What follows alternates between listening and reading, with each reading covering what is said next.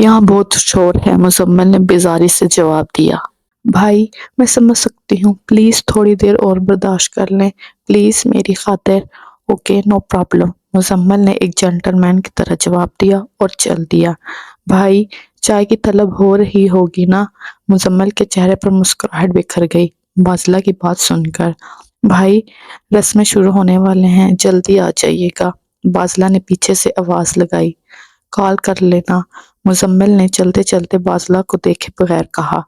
वो अपना mobile coat की पॉकेट से निकाल कर देखने लगा, जिस पर काफी सारी मिस कॉल्स थीं, जिनमें से 3 बाजला के नंबर से भी आई थीं। मुजम्मिल का मोबाइल साइलेंट मोड पर था। मुजम्मिल शादी हाल के बाहर खड़ा अपने दोनों हाथ अपनी पैंट की जेबों में डाले हुए इर्द गिर्द का जायजा ले रहा था। जीटी रोड की दूसरी जानब इसे मेन सड़क से अंदर जाती हुई एक छोटी सड़क पर एक छोटी सी मस्जिद नजर आ गई। मुजम्मिल ने अपनी वाइट मर्सिडीज की तरफ देखा, जो कि दुल्हनी की तरह सजी हुई थी। इसने पैंट की जेब से हाथ निकालकर अपने कोट की पॉकेट में डाला तो उसे याद आया कि चाबी तो इसने बाजला को दे दी है। शादी हाल के बैरूनी दरवाजे से आगे पहले जहां मुजम्मिल खड़ा था, अब उसी जगह माहम खड़ी थी। सड़क की दूसरी तरफ मेन जीटी रोड पर सिर्फ सिरक्स की बंद बड़ी फैक्ट्री और मीम गर्ल्स हाई स्कूल था। Meme girls high school, Muzammil ने साइन बोर्ड पर लिखे हुए अल्फाज मुंह में हैरत से दोहराए। उसी सड़क पर फैक्ट्री की मस्जिद थी, जिसका एक दरवाजा फैक्ट्री के हाथे की तरफ खुलता था। उसी दरवाजे पर एक जंग-ज़दा ताला पड़ा हुआ था। दूसरा दरवाजा छोटी सड़क की तरफ था। मस्जिद के उसी दरवाजे के सामने और स्कूल के पीछे एक छतों वाला 2 मंजिला मकान था, जिसके दरवाजे और खिड़कियां पुराने तर्ज की थीं। खिड़कियों पर पीछे लोहे की सलाखें और आगे लकड़ी के तख्ते थे। मस्जिद के उसी दरवाजे के साथ आकिल दवाखाना और इसके साथ हकीम आकिल अंसारी का घर। फैक्ट्री के पीछे 8-10 और घर भी थे। इसके बरक्स जिस तरफ मिलन शादी हॉल था, उसी तरफ काफी रौनक थी। शादी हॉल के बहुत सी दुकानें थीं। मुजम्मिल मस्जिद के अंदर दाखिल हो गया। माहूम वही खड़ी होती उसे अंदर जाते हुए देख रही थी। तुम यहाँ क्या कर रही हो? इशाल ने एकदम से कहा। मैं यहाँ, हाँ, वो अंदर घुटन सी महसूस हो रही थी, इसलिए हवा खारी के लिए यहाँ आ गई। माहिम ने से निकलते हुए वजह बयान की। खाने से पेट भरता है, हवा से नहीं। चलो मेरे साथ और खाना खाओ, जल्दी करो वरना शादी की रस्में शुरू हो जाएंगी, इशाल ने हकीमी अंदाज में कहा। मुझे भूख नहीं, मेरे सर में भी दर्द है, माहम ने बोझल होकर जवाब दिया। वो इशाल से जान छुड़ाना चाहती थी। तुम ऐसा करो, अंदर आ जाओ, मैं दवाई खाकर आती हूँ, माहम ने अपने घर की तरफ जाते हुए कहा। इशाल ने उसकी कलाई पकड़ी और तशवीशी अंदाज में बोली, वाह जी वाह माहम चौधरी, ये सर दर्द वाले सिम्टम्स तो नहीं है, अंदर की बात बताओ। अंदर की बात? तुम भी कमाल करती हो, तुम जाओ मैं आती हूँ। माहम ने अपनी कलाई उल्फत से छुड़वाई और मोहब्बत से इशाल के रुखसार पर अपना दाएं हाथ रखा। इशाल कुछ सोचते हुए हॉल के अंदर चली गई और माहम अपने घर की तरफ। मुजम्मिल जोहर की नमाज से फारूक हुआ तो मस्जिद और गिरदनवा का जायजा लेने लगा। उसने फैक्ट्री के हाथे में खुलने वाले दरवाजे को गौर से देखा, जिस पर ताला लगा हुआ था। साहब, तुम क्या देख रहे हो? ये लो चाय पियो। गुलाब खान ने चाय वाली ट्रे हाथ से बनी सफ पर रख दी और फिर से कहने लगा, तुम चाय पियो, मैं वजू करके आता हूँ। मुजम्मिल ने कुछ अजीब सी नजरों से गुलाब को देखा, जो सिक्योरिटी गार्ड के यूनिफॉर्म में था। मुजम्मिल ने चाय तब कपों में डाली जब गुलाब वजू करके आ रहा था। गुलाब ने मुजम्मिल की तरफ देख के कहा, साहब, हम सामने वाले स्कूल का सिक्योरिटी गार्ड है। ये चाय हेडमास्टर मोहम्मद साहब के घर से आया है। हमको मालूम है तुम बारात के साथ आया है। खाना खाते हुए हमने देखा था तुम्हें। गुलाब ने अच्छी खासी तफसील मुजम्मिल को दे दी थी, जो चाय पीने के लिए काफी थी। मुजम्मिल ने चाय का पहला घूंट लिया। Very nice. ये तीसरा कप किसके लिए है? मुजम्मिल ने चाय की तारीफ के साथ साथ डिनर में पड़े तीसरे कप के मुतल्लिक पूछ लिया। अपना हकीम साहब के लिए, गुलाब ने चाय का घूंट भरते हुए बताया। हकीम साहब, जिन्होंने बिनिश बेटी का निकाह पढ़वाया था। अच्छा, वो मौलवी साहब? वो मौलवी नहीं है, वो तो हकीम है। इस मस्जिद का मौलवी तनख्वाह ना मिलने की वजह से यहाँ से चला गया है। हकीम साहब जमात भी करवा देता है और निकाह भी पढ़वा देता है और पैसे भी नहीं लेता। गुलाब ने चाय का कप ट्रे में रखते हुए अपनी बात पूरी की। ये फैक्ट्री क्यों बंद है? मुजम्मिल ने चाय का आखिरी घूंट पीते हुए सवाल किया। سیٹ کا مرنے کے بعد اس کے بچوں نے فیکٹری چلانے کی بجائے جائیداد کی تقسیم پر جھگڑا شروع کر دیا۔ اس فیکٹری کا عدالت میں کیس چل رہا ہے۔ میں پہلے اس فیکٹری میں سیکیورٹی گارڈ تھا۔ صاحب، اذان کا وقت ہو گیا ہے، گلاب نے اٹھتے ہوئے کہا۔ پھر وہ مسجد کے اندر چلا گیا اور اذان پڑھنا شروع کر دی۔ اذان کے دوران حکیم صاحب مسجد میں داخل ہوئے اور مزمل کی طرف دیکھا۔ ٹو پیس پہنے گوری رنگت والا ایک نوجوان صف پر بیٹھا تھا۔ اذان کے تھوڑی دیر بعد گلاب باہر صحن میں آیا۔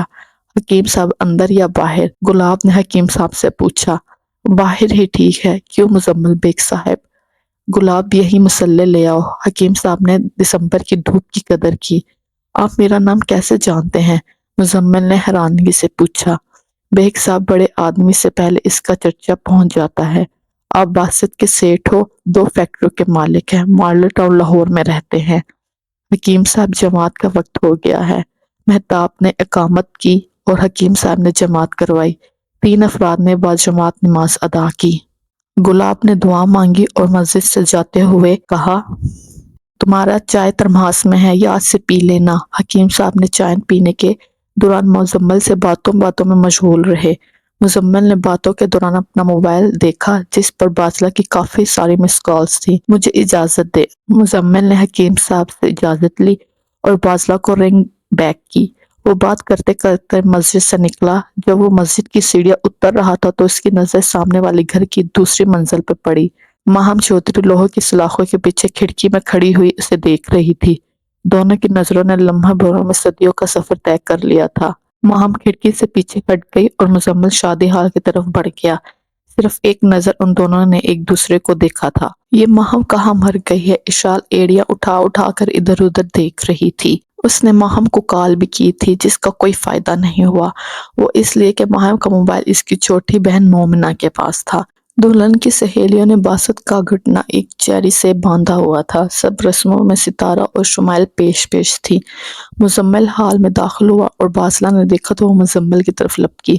مزمل بھائی، یہ رسمیں تو ہمیں کنگال کر دیں گی۔ باذلہ نے جلدی سے اپنا دکھڑا سنا دیا۔ ان کی لیڈر کون ہے؟ مزمل نے باذلہ کے کان میں ہولے سے پوچھا۔ باذلہ نے شمائل کی طرف اشارہ کرتے ہوئے بتایا، جس نے ریڈ چولی پہنی ہے نا، وہ سر پر جوڑا بنایا ہوا ہے۔ کمینوں، دودھ پلائی کی طرح 10 پر ہی راضی مت ہو جانا، اس بار پورے 20,000 لینے ہیں۔ شمائل نے اپنا ارادہ بتایا۔ مزمل لڑکیوں کی طرف چل پڑا۔ سب لڑکیاں شور مچا رہی تھیں۔ 20,000 20,000۔ مزمل نے ہولے سے چلتے چلتے شمائل کے کان کے پاس آ کر کہا، حسن کی ملکہ روپے مانگتی ہوئی اچھی نہیں لگتی۔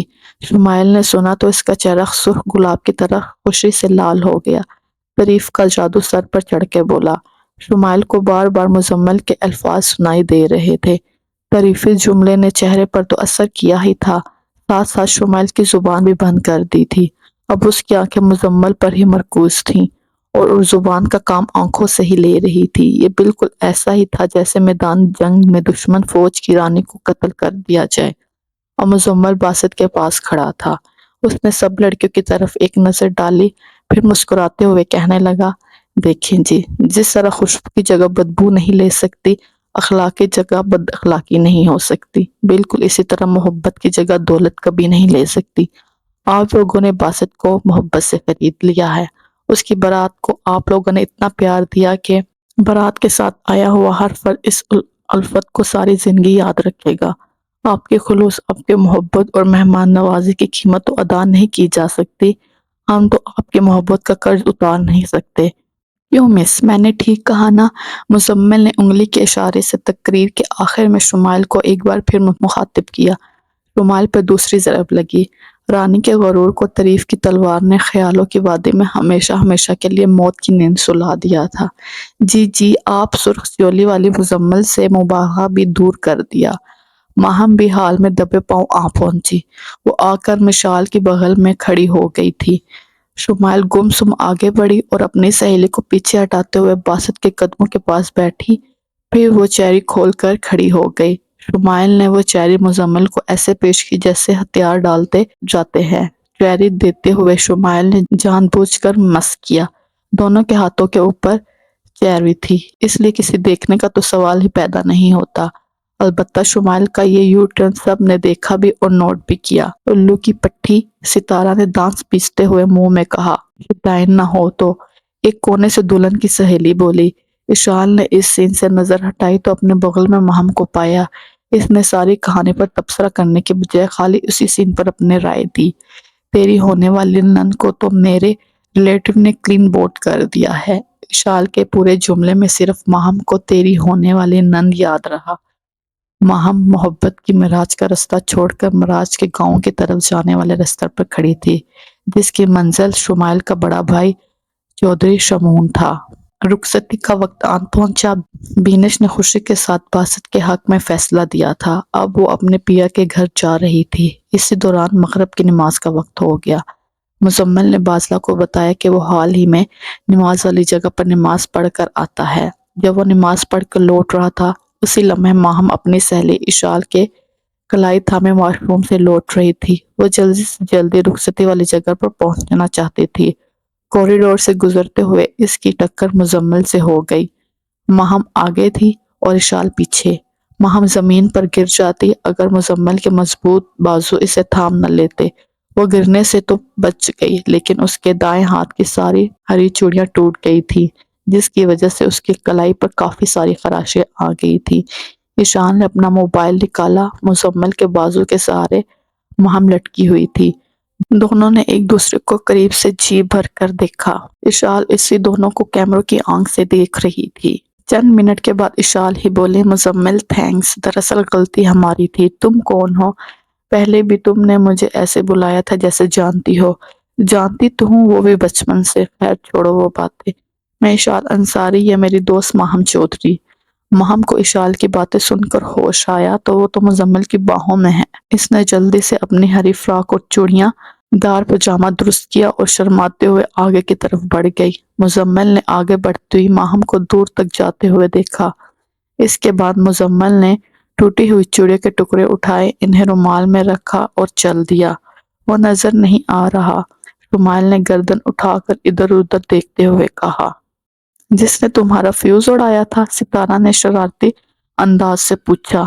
ہاں ہاں وہی، شمائل نے بےتاب ہو کر جواب دیا۔ نظر تو مجھے بھی نہیں آ رہا۔ ارے ہاں وہ رہا۔ ارے یہ کیا؟ ہاتھ میں تسبیح، ستارہ نے معصومیت سے کہا۔ اب تو اس نے کوٹ کی جیب میں ڈال لی ہے۔ کرکٹ میچ کی کمنٹری چھوڑو اور دلہن کی کار کی طرف چلو، وہ اسی طرف ہی جا رہا ہے۔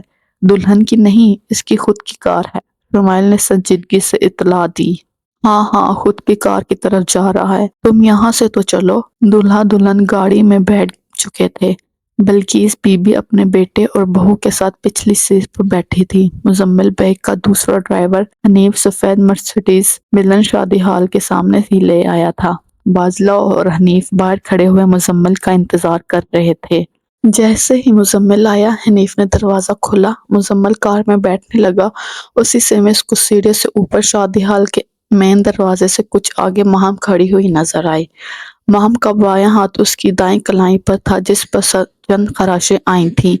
ماہم کی بھوری بلی جیسی آنکھیں اداس تھیں، اس کے برعکس شمائل کی آنکھوں میں چمک تھی۔ اشال نے ایک نظر ماہم کو دیکھا، پھر شمائل پر نظر ڈالی اور آخر میں کار ڈرائیور کرتے ہوئے مزمل کو دیکھا۔ کار اشال کے پاس سے گزر کر گئی تھی۔ بدر حسین خاص ملازم تھا ممتاز بیگم کا۔ اس نے ممتاز بیگم کے لیے چلائی ہوئی گولی اپنے سینے پر کھائی تھی۔ ممتاز بیگم نے بدر حسین کی قربانی کو یاد رکھا اور اس کی بیوی اور دو بچوں باسط اور بازلہ کو اپنے گھر کے پچھلے حصے میں جگہ دی۔ اس کے ساتھ ساتھ وہ تینوں ملازموں سے کچھ زیادہ تھے، اس لیے ممتاز بیگم کے کہنے پر شادی کا سارا خرچہ مزمل بیگ نے اٹھایا تھا۔ بدر حسین اور بلقیس بی بی آپس میں چچا زاد بھی تھے۔ بلقیس بی بی کا میکہ اور سسرال معراج کے گاؤں میں ہی تھا۔ باسط اور بینش آپس میں خالہ زاد تھے، جن کی منگنی ان کے پیدا ہوتے ہی طے پائی تھی۔ تب کسی کو پتہ نہیں تھا کہ باسط گونگا اور بہرا ہے۔ باسط دیکھنے میں حسین و جمیل تھا۔ اس کی نسبت بینش عام سی شکل و صورت کی دیہاتی لڑکی تھی۔ چند سال بعد ہی یہ منگنی ٹوٹ گئی تھی جب بینش کے گھر والوں کو باسط کی مزدوری کا پتہ چلا تھا۔ بینش اور باسط نے جوانی کے دہلیز پر قدم رکھے ہی تھے، انہیں دنوں معراج کے گاؤں میں ایک شادی کے دوران بینش نے باسط کو دیکھا تو وہ باسط کو دل دے بیٹھی۔ بینش نے اپنی ماں سے کہا کہ وہ بچپن کے منگیتر ہی سے شادی کرے گی۔ بینش کی 4 چھوٹی بہنیں بھی تھیں اور گھر کے حالات بھی اچھے نہیں تھے۔ اس کے برعکس باسط کی اچھی خاصی ڈرائیور کی نوکری تھی۔ اس کی ماں اور بہن کو بھی ممتاز بیگم بہت کچھ دیتی رہتی تھی۔ بلقیس جب بھی معراج کی جاتی وہ اپنی شاہانہ زندگی کا خواب پرچار کرتی، جس کا اثر یہ ہوا کہ بینش کے گھر والے بھی اس رشتے پر رضامند ہو گئے۔ بلقیس کی سارے رشتہ دار معراج کے گاؤں میں ہی تھے، اس لیے بارات کے چند افراد مزمل کی فیکٹری کے ملازم ہی تھے، جن سب کو باسط نے ہی دعوت دی تھی۔ بازلہ کو ویسے ہی اپنے رشتہ داروں سے چڑ تھی، جس وجہ سے اس نے اپنی کسی سہیلی کو بھی اپنے بھائی کی شادی میں دعوت نہیں دی تھی۔ مزمل بیگ کو شور شرابہ پسند نہیں تھا، اس لیے اس نے زیادہ ملازم نہیں رکھے تھے، 2 سیکیورٹی گارڈ اور گھر کے کاموں کے لیے ایک ماسی۔ ممتاز بیگم کے سارے کام بلقیس کے ذمے تھے اور بازلہ مزمل کا خیال رکھتی تھی۔ کام والی ماسی صبح آتی اور گھر کے سارے کام کاج کر کے شام کو واپس چلی جاتی۔ دروازے پر دستک ہوئی۔ کم ان، بازلہ مزمل نے بزنس فائل پڑھتے ہوئے کہا۔ بازلہ کمرے میں چائے لے کر داخل ہوئی۔ اس نے چائے کی ٹرالی مزمل کے بیڈ کے ساتھ لگا دی۔ مزمل بیڈ کے ساتھ ٹیک لگائے فائل پڑھ رہا تھا، کمبل اس کی ٹانگوں پر تھا، فائل اس کے ہاتھ میں اور نظریں فائل پر جمی ہوئی تھی۔ شکریہ بازلہ، اس نے بازلہ کو بغیر دیکھے ہی کہا۔ بھائی بیٹھ جاؤں؟ بازلہ ہولے سے بولی۔ ہوں، کوئی کام ہے؟ مزمل اسی تال میں پھر بولا۔ نہیں، بس آپ کا شکریہ ادا کرنا تھا، بازلہ نے رک رک کر کہا۔ مزمل نے اس کی طرف دیکھا۔ شکریہ؟ وہ کیوں؟ آپ میرے کہنے پر بارات کے ساتھ چلے گئے، مجھے پتا ہے آپ کو ہلا گلا پسند نہیں کرتے، زیادہ بولتے بھی نہیں ہیں، پر آج تو آپ نے کمال ہی کر دیا، آپ نے تو آج تقریر ہی کر دی۔ بازلہ کرسی پر بیٹھے بیٹھے نظریں جھکائے ہوئے بول رہی تھی۔ تقریر؟ کب؟ مزمل نے دلچسپی سے پوچھا۔ جب آپ نے دیکھے جی کہہ کر لڑکیوں کو مخاطب کیا تھا، پھر شمائل کو مس کہا۔ بازلہ بیوقوف، تنقید کی بجائے تعریف سے مرتے ہیں، اب تم جاؤ آرام کرو اور شادی کے بعد اپنی اسٹڈی پر توجہ دو۔ میٹرک پاس تم کر نہیں سکی اور خواب مزمل بے کے دیکھ رہی ہو۔ ستارہ اپنی سہیلی شمائل کو موبائل پر کھری کھری سنا رہی تھی۔ اس نے مجھے حسن کی ملکہ کہا تھا، شمائل کھوئی کھوئی ہوئی بولی۔ کانے کو کانا بھی کہو تو وہ برا مان جاتا ہے، اس نے تو تمہیں الو بنایا تھا ملکہ عالیہ۔ ستارہ نے بڑی شائستگی سے سچائی بتائی۔ مجھے اس سے محبت ہو گئی ہے، شمائل نے موبائل پر اپنے دل کا حال سنایا۔ وہ تمہیں اکثر ہی ہو جاتی ہے، محبت تو اندھی ہوتی ہے، تم تو اندھی مت بنو، کہاں وہ اور کہاں تم۔ کیا کمی ہے مجھ میں؟ خوبصورت ہوں، پڑھی لکھی ہوں، 2 مربع زمین خالی میرے نام ہے۔ شمائل نے لگے ہاتھوں اپنی صورت اور قابلیت اور حیثیت بیان کر دی۔ موبائل کی دوسری طرف سے ہنسی کی آواز آ رہی تھی۔ دان کیوں نکال رہی ہو؟ کیا میں نے جھوٹ کہا ہے؟ شمائل نے خفگی کا اظہار کیا۔ نہیں نہیں، ایسا کب کہا میں نے؟ خوبصورت تو تم ہو، آج دلہن سے زیادہ بناؤ سنگار کیا تھا تم نے، 4 دفعہ میٹرک کا امتحان دینا سمجھو تو بی اے کے برابر ہی ہے۔ جہاں تک 2 مربوں کی بات ہے تو وہ بھی سچ کہا تم نے، لیکن مسئلہ یہ ہے کہ یہ باہر کے پڑھے لکھے لوگ سیب اور گاجر کا مربع نہیں کھاتے۔ فون بند کرو، لگتا ہے ابا اور لالا شمائن ملک وال سے آ گئے ہیں۔ شمائل نے جلدی سے کال کاٹ دی تھی۔ باسط خوشی سے جھومتا ہوا اپنے کمرے میں داخل ہوا۔ اس کا کمرہ گلاب کے پھولوں سے سجا ہوا تھا، اس کی خوشی کا کوئی ٹھکانہ نہیں تھا۔ بینش دلہن بنی اس کی راہ دیکھ رہی تھی۔ باسط نے کمرے میں داخل ہوتے ہی کمرے کی کنڈی لگائی اور آ کر بینش کے پہلو میں بیٹھ گیا۔ دونوں کے دلوں کی دھڑکنیں عروج پر تھیں۔ باسط نے لرزتے ہاتھوں کے ساتھ بینش کی تھوڑی اوپر اٹھائی۔ بینش نے سہمی مسکراہٹ سے اپنی خوشی کا اظہار کیا۔ دونوں کافی دیر ایک دوسرے کو دیکھ رہے تھے۔ باسط کو کچھ اور سمجھ نہیں آیا تو اس نے جلدی سے سائڈ ٹیبل کے نیچے والے خانے سے ایک جولری باکس نکالا اور کھول کر بینش کے سامنے پیش کر دیا۔ اس میں ایک لاکٹ تھا جس پر انگلش میں بینش لکھا ہوا تھا۔ مزمل صاحب نے خرید کر دیا ہے؟ بینش نے دھیمے اور سہمی آواز میں ہاتھ کے اشارے کے ساتھ رک رک کر پوچھا۔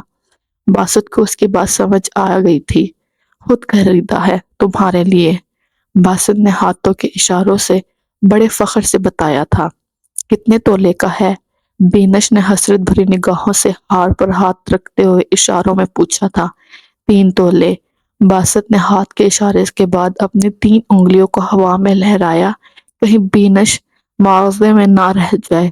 اتنے پیسے کہاں سے آئے؟ بینش نے ہاتھ کے اشارے کے ساتھ دھیمی آواز میں پوچھا۔ باسط دیر کا مسکرایا اور اشارے کر کے سمجھانے لگا۔ فیکٹری میں کمیٹی ڈالی تھی، وہ نکلی ہے۔ کمیٹی کتنے کی تھی؟ بینش اس بار بغیر اشاروں کے ہی بول پڑی۔ باسط کو بس اس کے ہونٹ ہلتے ہوئے نظر آئے تھے۔ اس نے کچھ دیر سوچا، پھر وہ لاکٹ باکس نکالا اور بینش کے گلے میں خود ہی پہنا دیا۔ پھر اس نے بیڈ کے سائڈ کے پڑے ہوئے میز کی طرف دیکھا جس پر کھانے کی بے شمار اشیاء موجود تھی۔ اس نے 2 کپوں میں گرم دودھ ڈالا جس میں خشک میوہ جات کی بھرمار تھی۔ بینش کا سارا خوف دور ہو گیا تھا۔ باسط پر اعتماد تھا۔ دودھ ختم کرنے کے بعد اس نے کپ میز پر رکھا۔ بینش سے اشاروں میں پوچھا کہ وہ کچھ کھائے گی؟ بینش نے مٹھائی والی پلیٹ کی طرف اشارہ کیا۔ باسط نے مٹھائی کی پلیٹ اٹھائی اور بینش کو پیش۔ بینش نے ایک گلاب جامن اٹھایا اور باسط کے منہ میں ڈالا۔ باسط نے آدھا گلاب جامن کھایا، باقی آدھا بینش نے خود کھا لیا۔ باسط اٹھا اور کمرے کی بتی بجھا دی۔ اب بھی بتی بجھی تھی کہ بینش کا موبائل جل اٹھا۔ اس نے تکیے کے پاس سے اپنا موبائل اٹھایا۔ موبائل پر شمائل کا نام روشن تھا۔ بینش نے غصے سے اپنا موبائل آف کر دیا۔ موبائل کی بیل مسلسل ہو رہی تھی۔ ماہم نے لکڑی کے بجائے نماز پر مصلی سمیٹا اور بیڈ پر پڑے موبائل کو اٹھایا۔ اشال کی کال تھی۔ تم ابھی تک سوئی نہیں؟ ماہم نے کال ریسیو کرتے ہی کہہ دیا۔ نو۔ کیوں؟ حارث کی کال تھی مانچسٹر سے۔ اشال نے رومانٹک انداز میں اپنے لٹ کو بل دیتے ہوئے نہ سونے کی وجہ بتائی۔ کب سے فون کر رہی ہو؟ میں نماز پڑھ رہی تھی۔ اشال، تم بھی حد ہی کر دیتی ہو۔ ایک دفعہ کال ریسیو نہیں کی تو سمجھو کچھ مصروفیات ہوں گی۔ سوری، مجھے آئیڈیا نہیں تھا تم نماز پڑھ رہی ہو۔ ٹھیک ہے، آئندہ خیال رکھنا۔ تمہارا زخم کیسا ہے؟ اشال نے شرارتی انداز میں پوچھا۔ کون سے زخم؟ جو چڑیا ٹوٹنے سے تمہاری کلائی پر ہوا تھا۔ معمولی سی خراش ہے، زخم تھوڑی نہ ہے، ماہم نے اپنی کلائی کی طرف دیکھتے ہوئے میٹھی مسکراہٹ کے ساتھ بتایا۔ ماہم چودھری، ایسی خراشیں بعد میں گھاؤ بن جاتی ہیں۔ ارے جاؤ جاؤ، گھاؤ بن جاتی ہے، ماہم نے بے پرواہی سے جواب دیا۔ تصویریں دیکھیں جو میں نے واٹس ایپ کی تھی؟ اشال نے اشتیاق سے پوچھا۔ نہیں تو دیکھو، جلدی دیکھو، اشال نے زور دے کر کہا۔ چند منٹ موبائل کے دونوں طرف خاموشی رہی۔ ماہم موبائل پر اپنی اور مزمل کی تصویریں دیکھ رہی تھی اور اشال خیال کی آنکھوں سے ماہم کو دیکھ رہی تھی۔ کیسی ہیں؟ اشال کی آواز نے ماہم تصویروں کی حقیقت سے واپس آئی۔ اشال، ابھی کے ابھی یہ ساری تصویریں اپنے موبائل سے ڈیلیٹ کرو، ماہم نے سختی کے ساتھ اشال کو حکم دیا تھا۔ تمہیں سینڈ کرنے کے بعد پہلا کام یہی کیا تھا۔ حارث کی قسم، اشال نے سنجیدگی سے خود ہی حارث کی قسم بھی اٹھائی۔ ماہم کو پتا تھا کہ وہ سچ بول رہی ہے۔ تاہم تمہیں ایک بات بتاؤں؟ بتاؤ۔ تمہیں مزمل بیگ سے محبت ہو گئی ہے نا؟ چل جھوٹی، ماہم نے ہنستے ہوئے کہا۔ پھر لمحہ بھر پھر سوچا، پھر کہنے لگی، تم کیسے کہہ سکتی ہو؟ آفٹر آل تم سے سینئر ہو، ایک عدد فیانسی کی مالک ہوں، منگنی تو میری بھی ہو چکی ہے۔ پھر تم سینئر کیسے ہوئی؟ اشال کے چہرے پر مسکراہٹ بکھر گئی۔ ماہم کی بات سن کر اشال مسکراتے ہوئے بولی، بہت فرق ہے مائی ڈیئر ماہم، میں نے محبت کا کھیل کھیل کر حارث کو جیتا ہے، جبکہ تمہارے گلے میں چودھری شمول کا گولڈ میڈل بغیر تمہاری مرضی کے ہی ڈال دیا گیا ہے۔ رکھتی ہوں، اوکے بائے۔ اشال نے کال ڈسکنیکٹ کر دی۔ چودھری شمول، ماہم نے اداسی کے ساتھ خود کلامی کی۔